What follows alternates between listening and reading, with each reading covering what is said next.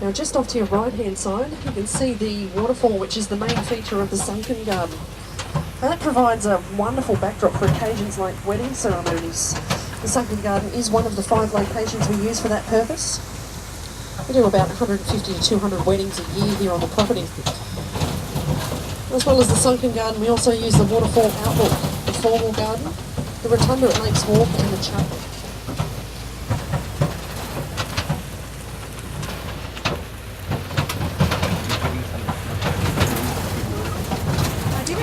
Now at the moment we are moving into the formal garden. We have the largest formal garden in the country, right here.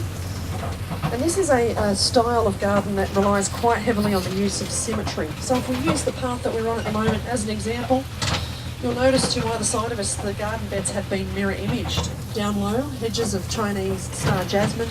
The midsection has white Camellia japonica, giving us all the shade from above the canopies of evergreen ash trees. You may also notice that scattered through each tier of the garden off to our left here, quite a few roses. Now these are all the same variety. It's called chameleon. It was actually developed in Australia. Chameleon gets its name because the flower changes colour as it moves through its life cycle. So when the buds first open, they're a beautiful bright yellow, mid-cycle vibrant pink, sometimes even red, and before the petals drop to the ground they fade to white. We have 3,000 chameleon roses here in the formal garden. In total across the entire property, 35,000 roses, 125 varieties.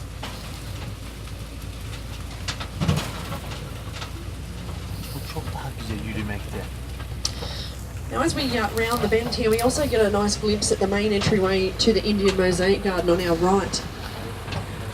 Now the gates there are smothered with a deciduous vine called Boston ivy. So towards the end of next month those leaves are going to go a really nice bright red before they drop to the ground. And on either side of the gates we have the statues of the elephants there, which have symbolism within the Indian culture. The one on the left with its trunk in that particular position is a symbol of strength, and on the right hand side, the elephant with the trunk in the upright position, a symbol of good luck. The gates of the main entryway there are an antique. They're around about 185 years of age, imported in from India, where they were originally handmade by an elephant trader. One of the other antiques that we do have here as well is coming up at the bottom of the hill, just in front of the train there. It's called the Indian Tea House.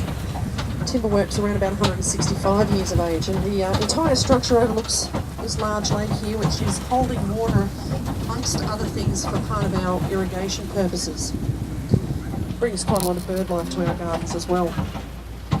Now as we make our way around the mosaic garden, you may at some point pick up a scent of curry. And that scent comes from all of the shrubs that look like these guys here on my right hand side, with the silvery foliage there, called the curry plant, funnily enough. Actually a member of the daisy family. Inside the garden you'll see the trees with the pink flowers. They're called crepe myrtle. At least that's what we call them here in Australia. Pretty much everywhere else in the world we do refer to them as the prime Indian.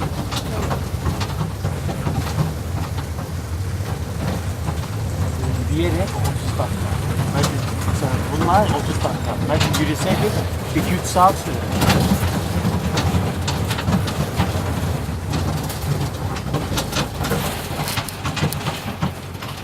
Wisteria walkway just off to your left hand side there during spring.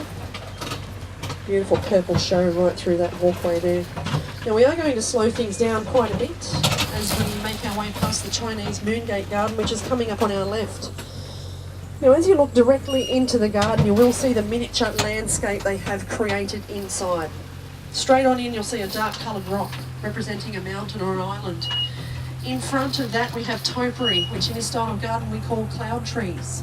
White pebbles winding through the centre represents a river. Shrubs to the right of that is a forest, and the grass on the left are hills and valleys. Several different varieties of bamboo are inside the garden, most of them fluffy. We also have golden rain tree, persimmon. You may have noticed that the entryway to the garden itself was round, resembling a moon on the horizon, hence the name. When they actually constructed the Moongate Garden, they intentionally placed the entryway facing directly to the east. And that was done so that at least 3 times throughout the year, a full moon on the rise will shine straight through the Moongate.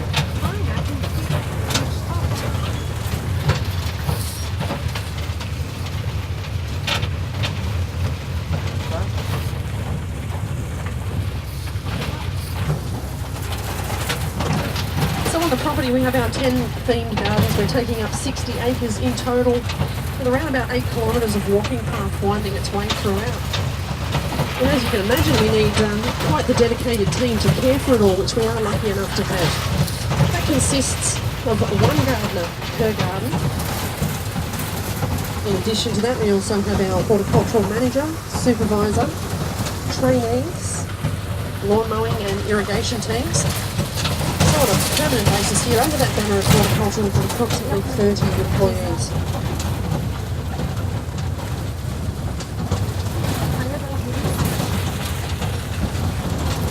Yellows. Change is starting to happen throughout autumn. We've got on our right the Angels tree with a show of flowers. They'll give us this show about 3 times a year. And we also have some foliage starting to change and drop to the ground. Got the golden elm just here on our right hand side. Coming up on the left, the pin oak.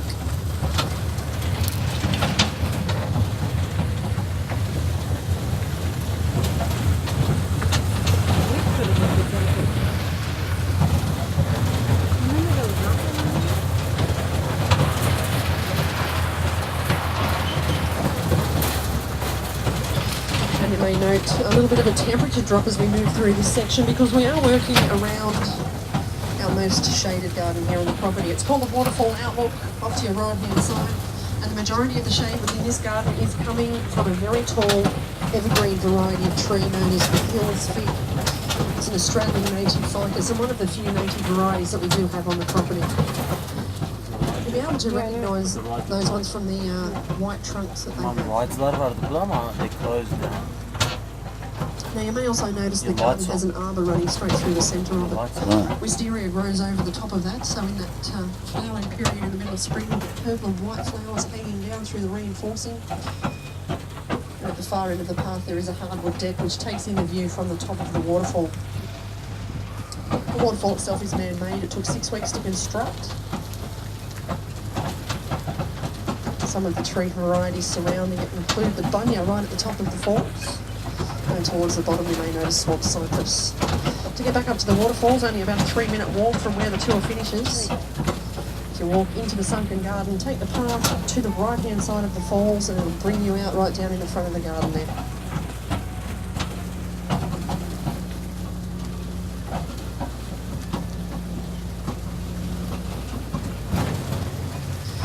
You can see we've got some jumping castles being put up down here, and you may notice some other amusements like the swinging chairs and the giant slide. These are all going to be part of our Easter long weekend activities over the 4 days this coming weekend, with our Easter egg hunts happening on Saturday and Sunday.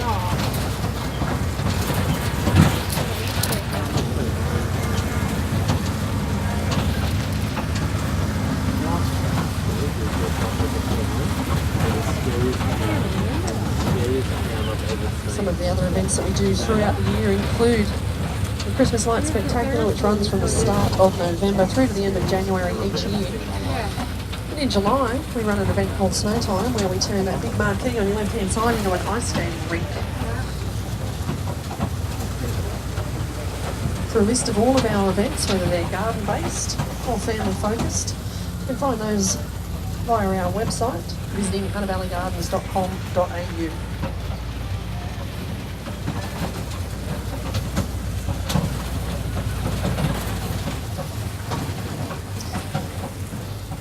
At the moment we're visiting one of our more popular spots within the gardens, and this is quite appropriately our youngest garden. It's of course called the Storybook Garden. It was the last garden of all to be finished in the construction. And the concept for this garden was given to us directly from Mr. and Mrs. Roche, as they wanted to provide an area on the property that would encourage families to come together, and they've certainly achieved that not only with the Storybook Garden but with the Hunter Valley Gardens as a whole. Now there is plenty of opportunity to get some fun photos up here in the Storybook Garden. For example, through the trees off to your left, you'll see the big red chair, which you are very welcome to sit upon and grab a photo. Or you can wander back up and take the opportunity to venture deeper into the garden, where we unfortunately can't get the train. Any of these paths up to the right will lead you past Hey Diddle Diddle, the Cat and the Fiddle. Jack and Jill are in there as well, and underneath the weeping fig tree at the centre of the garden is where you'll find the Mad Hatter and all of his friends at the Mad Hatter's Tea Party.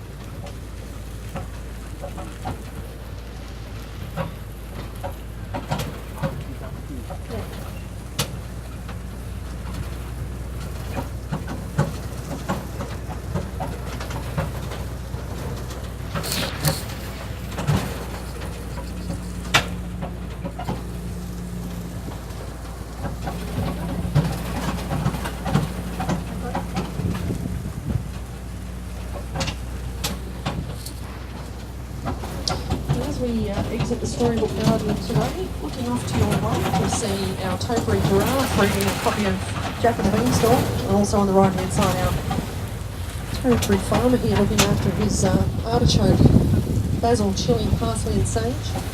They are just two of the 460 topiary that we have across the entire property. Quite a few of those topiary are actually located in the next garden that we are going to be visiting. It's called the Border Garden. Once again, a very formal European style. In fact, the design style used here is that of a French parterre.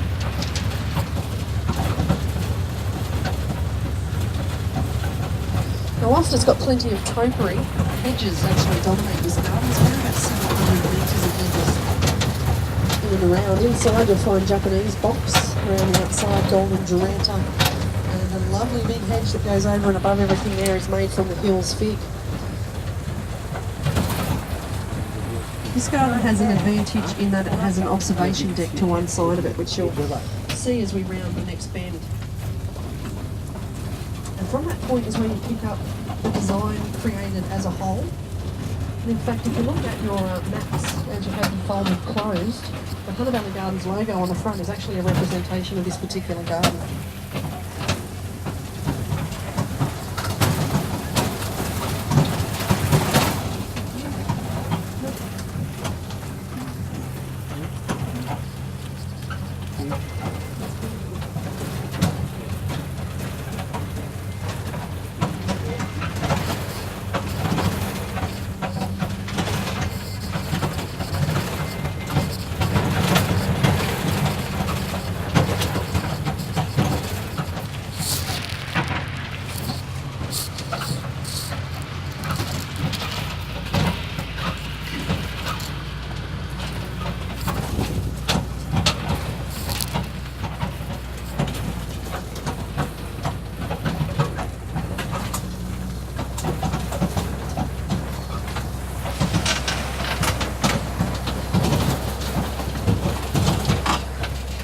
We've got some more of our topiary here on the left hand side. These guys are what is referred to on your map.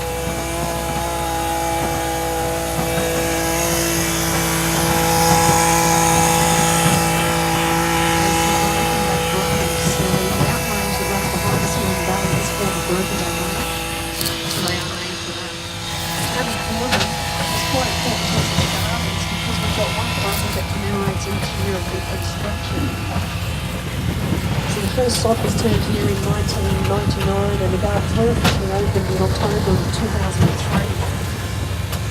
Now, during the Melbourne Erosion obviously needed a bit of help to help bring all of these ideas together, and they employed approximately 40 landscape gardeners, engineers and architects.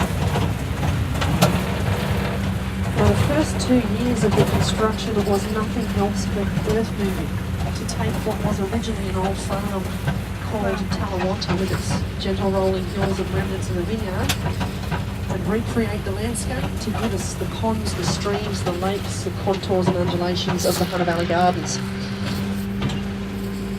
Now once that earth moving was complete, and they actually threw in about 300,000 cubic metres of quality topsoil to put into the mix here, they of course had to source and plant everything.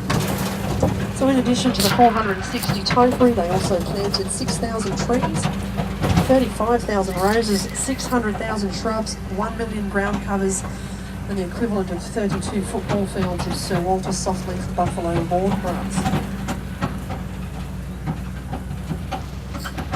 Just some of that is within the Oriental Garden that we're moving through at the moment. The main feature is the Japanese pagoda out to the end of the pathway there at your right. If you keep looking in that direction, And we'll also see our topiary dragon laying underneath the shade of a tree just on the top of this little hillside.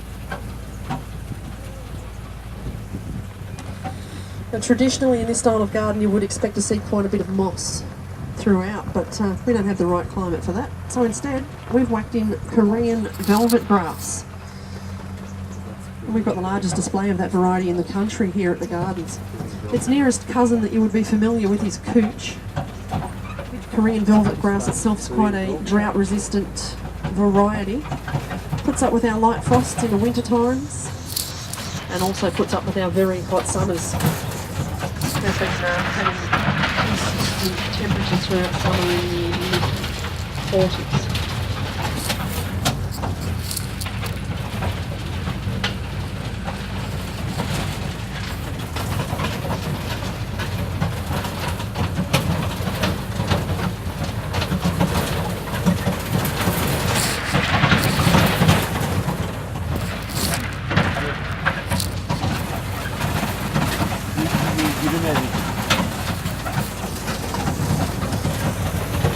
We see lots of colour throughout the gardens in annuals like the petunia on either side of the path at the moment. I also notice red or white salvia splendid, begonia, and other times of the year you'll see primula, or violas. 500,000 annuals get planted out across the property in a 12-month period.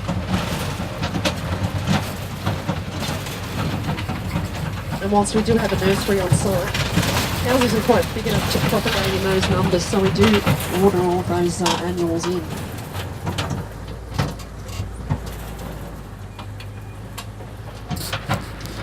Now we are just entering into what is our largest garden, Lakes Walk. It takes up 5 acres, about 1.5 kilometres of path included within the garden.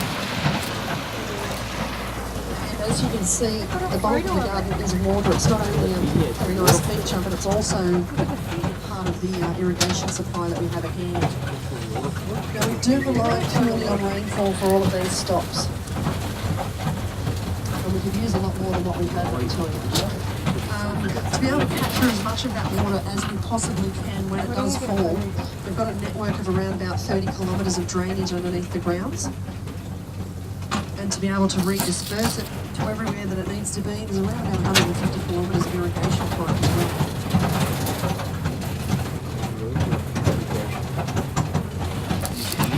3 major storage points, 2 inside the property, 1 just to the outside, when they're all full to capacity.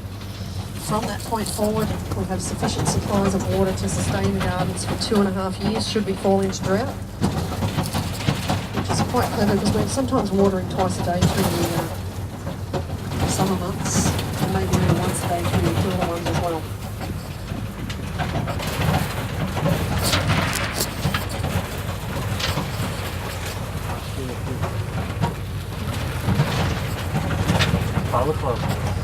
And not only does Lakes Walk have plenty of colour from annuals, but as you can see, some colour from other things as well, like the bougainvillea just next to the boardwalk there. And as we make our way beside the lake, coming up very shortly on the left, we have the very delicate pink flowers which belong to a variety of tree called the deep chestnut. And it will give us a really nice display twice a year. Once in the middle of spring, and as you can see, once again at the start of autumn.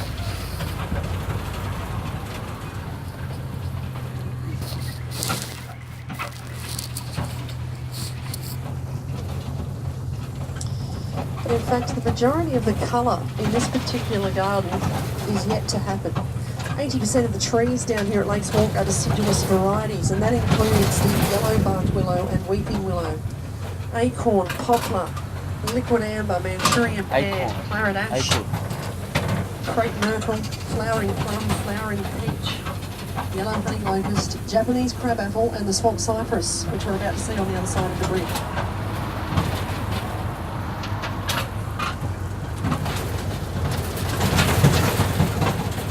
Swamp cypress is a native to the Everglade regions of Florida, so they're quite happy to have wet feet down here beside the lake. And if you have a look at the base of the trees as we head through, you see that they're sending up kind of like a little spike, or what they refer to as a knee. This helps them survive those wet conditions, much like a mangrove operates. You may also notice through the trees off to the left, the chapel sitting up on the hillside there. That was constructed during 2001, specifically for one of Phil and Imelda Roche's daughters to get married there. The chapel is non-denominational. It's also consecrated, and we open it daily between 9 and 4:30 p.m. So if you do wish to pop inside and have a quiet moment, or just take in the view through the rear window there, you are very welcome to do so. But to access it, you must make your way back out to the main entry of the gardens and over to the telephone opposite the village.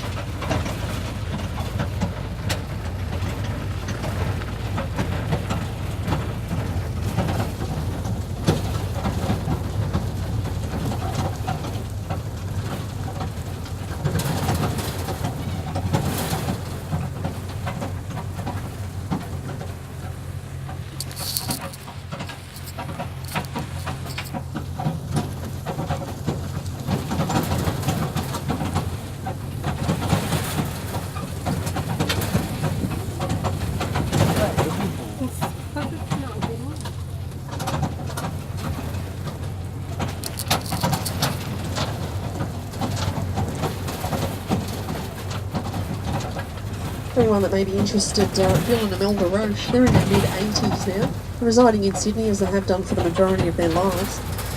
The gardens are still very much their passion. They will pop up and see us as often as they possibly can, and they were last here about a month or so ago.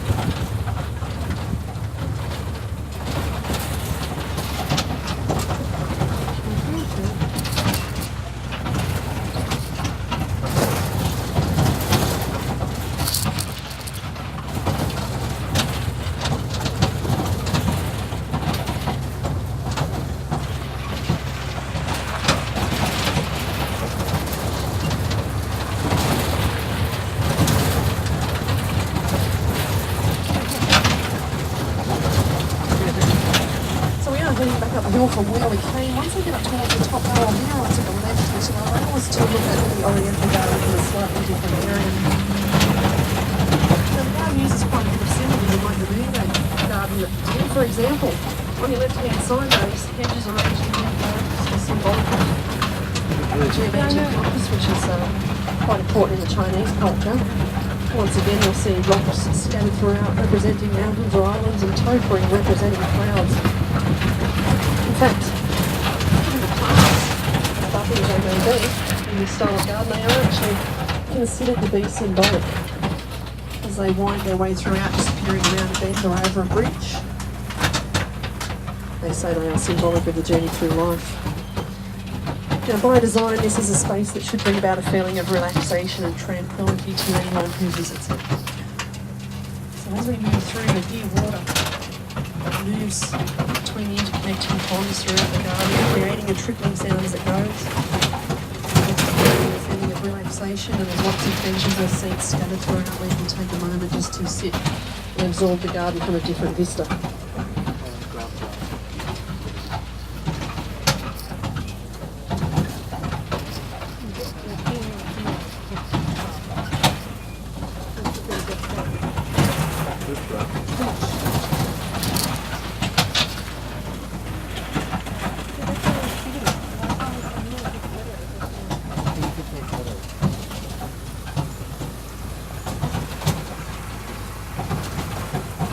Now, as I round the bend here, you'll notice the pond within the Oriental Garden. Quite a few fish swimming through there. We have koi. And if you do look to the back left-hand corner of the pond, you may notice there's a little stream trickling down there, which creates a seamless transition between the Italian grotto on the other side and the Oriental Garden.